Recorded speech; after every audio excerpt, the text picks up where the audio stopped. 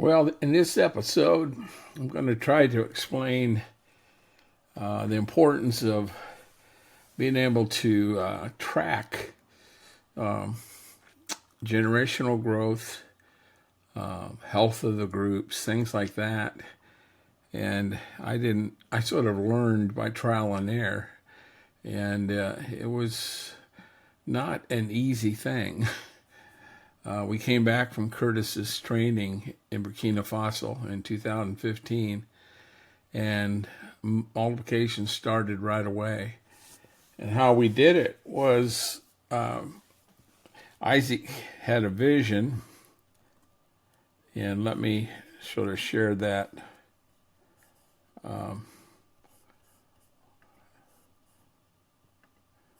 This was his. We had this map on the wall in our house. Went from ceiling to floor and probably about 8 feet wide, 9 feet wide. And this was Gonja land. And if you zero in closer, you'll see more clearly the names, Osman and Samuel, and some of the people that were in charge of those areas.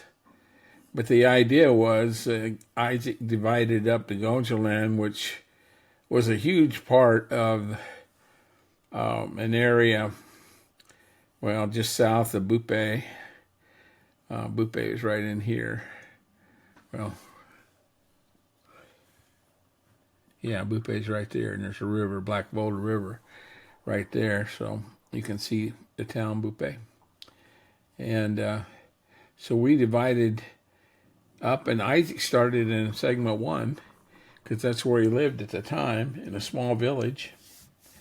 And then he got somebody to go with him, and we bought a motorbike because that was a sizable area, about the size of a county.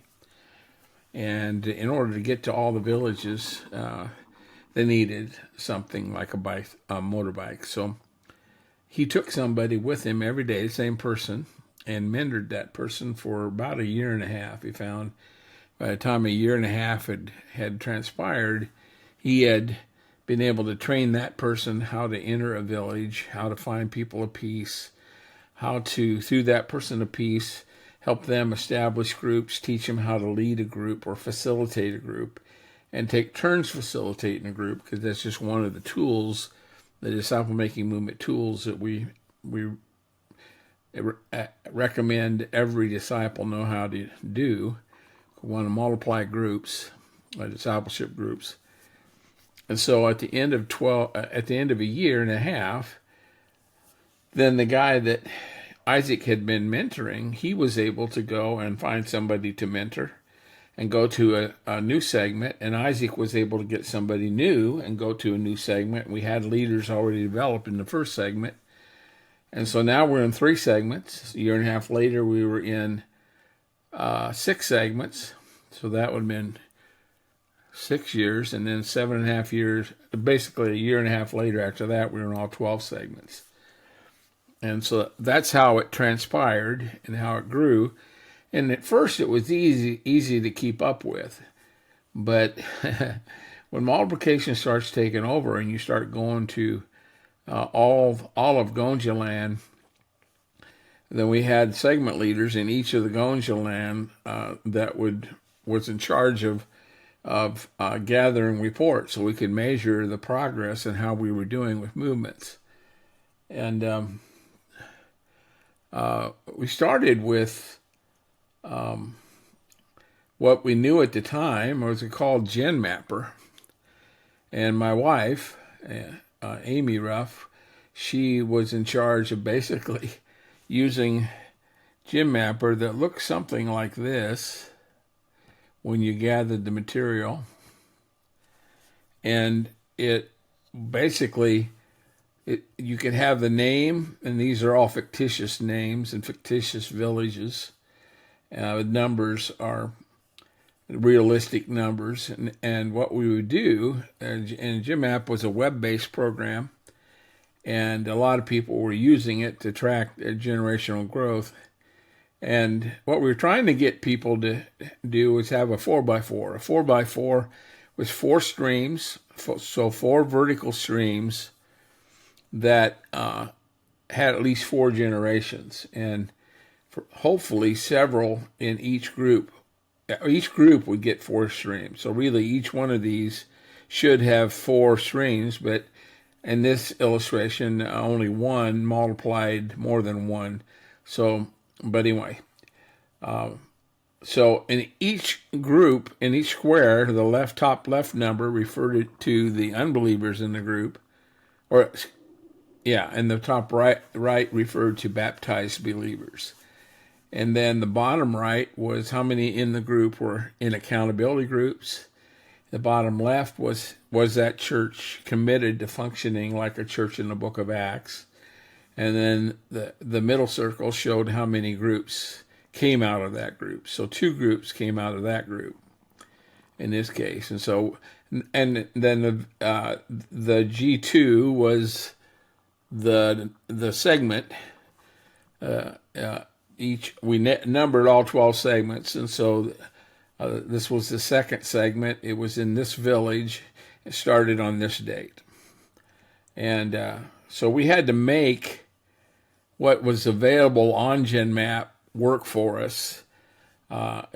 And I'd like to be able to see the village where it's located, but I couldn't do that unless I hired somebody to draw an app and that could actually track it on a globe. And of course, to do that would have cost way more than I could afford, primarily because I wanted the money not to go to that, but to go to help with multiplication and take care of those that are in need, struggling every day to find food, pay for school fees and things like that to get their kids to school. So there were much better things to spend your money on. And so at that time, that's what we did, to sort of shepherd and keep track of how the groups were doing. And what Amy would do is she would, this GenMap program would it was actually an Excel spreadsheet, exported to an Excel spreadsheet. She could make like a report out of it and put the groups all together, and then the segment leader could contact the people underneath him and fill out, that could update it every month and cross off groups that no longer existed, add new groups, new baptisms, and of course each group will change. If there's a baptism in somebody's group, it'd be one less unbeliever and one more believer, baptized believer in that group. So it was quite a bit of data entry, but it grew with Amy from a very small number to 3,000 groups, which is a much larger number. And so that was the best we could do. But sad to say, there's a lot of people that they don't know what's available to them. They don't, so that they have no clue who's multiplying, who's not multiplying. Now, at least we could look here and we could see who was multiplying. If some of our groups, some of the people multiplied like 10 generations. Well, we knew that the person at the top of that was really good at getting built into the groups that were multiplied this DNA that was needed for them to be healthy enough to keep multiplying.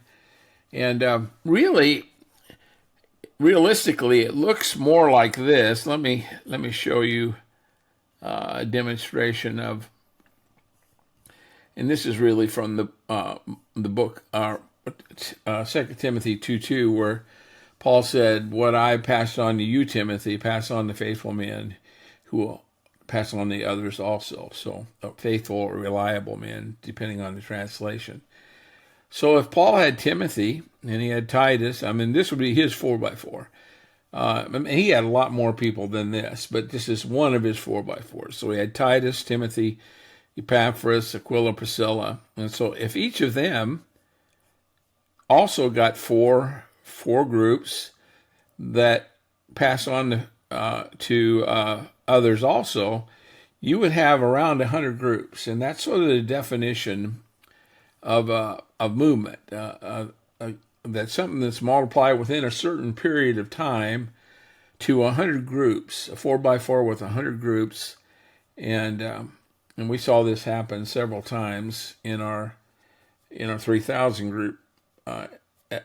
And that's what we call healthy growth, and so it looks more like an explosion going outward, or if you're looking down on the top of a tree, the branches that are going out, and then all their branches going out from them, and that's more realistic rather than that top-down flow chart that the GenMap had everything in. But anyway, so let me pause there. Now, the reason I'm making this series is because in many cases it's a matter of people not having any way of tracking, not having any of these GenMap's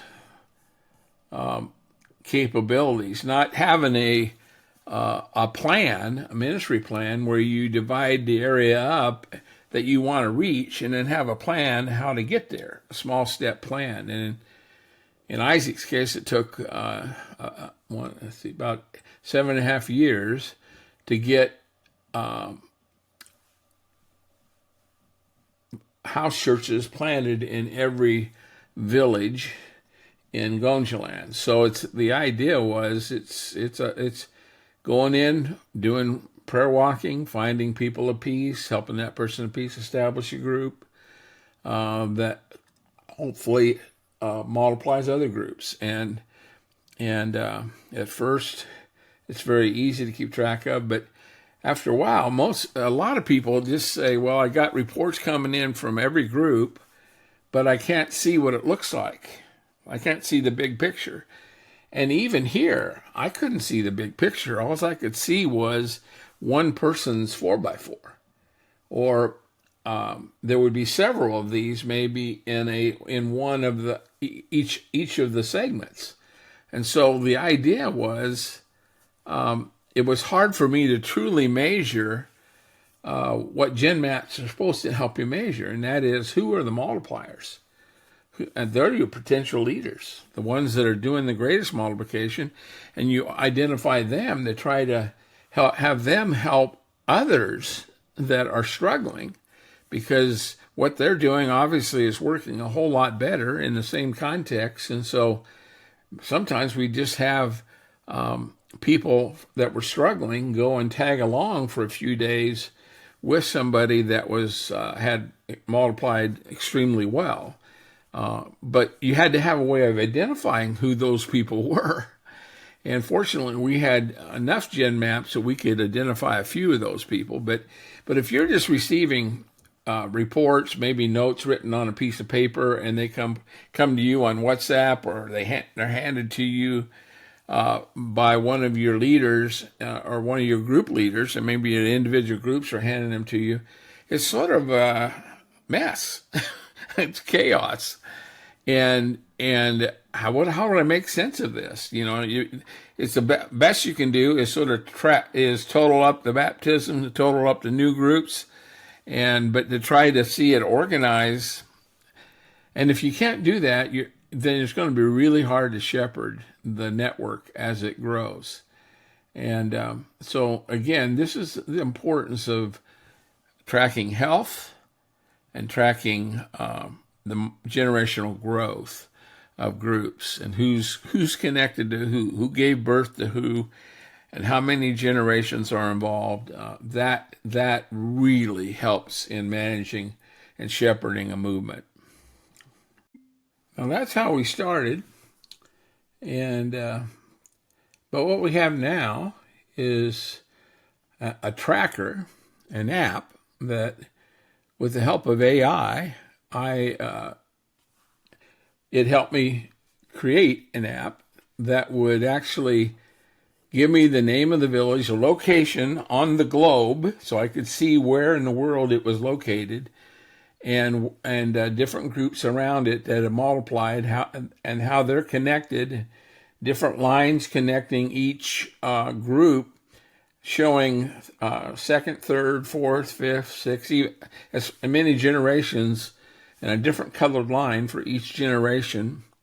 And also have a way now with this app that I've been able to write in this new age that we live in, with the help of Claude, an AI tool that can take a look at. We do a 3/3 study on the book of Acts, the second chapter, and try to identify all the things that the early book of Acts groups did, house-to-house groups, and communion, worship, baptism, apostles' teaching, prayer, fellowship, the sharing the gospel with people on a daily basis, giving of offerings, the Lord's Supper. All those things were mentioned in the second chapter of Acts, and those are the things that are practiced in any church with a building today.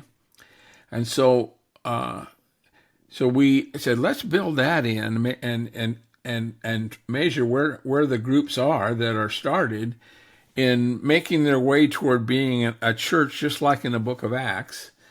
And then that church, because the book of Acts church multiplied, and multiplied so strongly that they reached the Roman Empire, that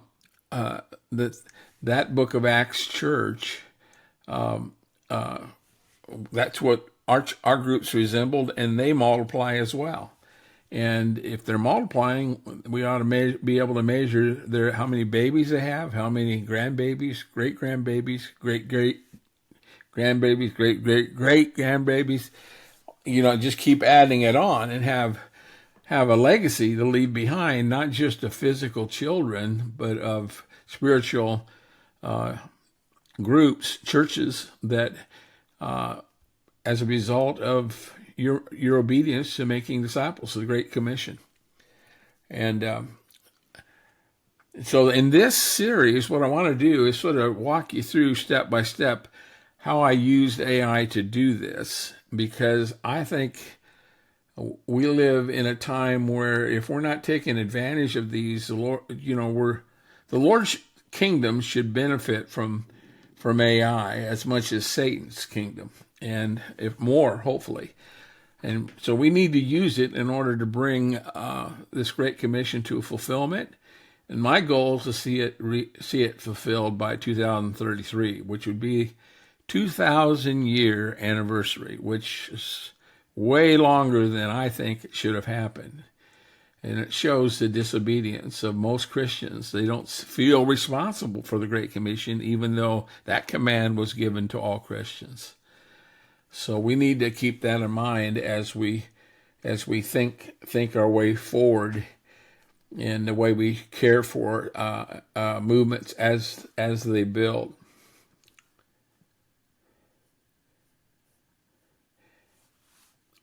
Now here's the part I want you to actually to hear loud and clear. I did not build any of that. I'm 75 years old. I'm not a computer person. I could not write one line of software code if my life depended on it.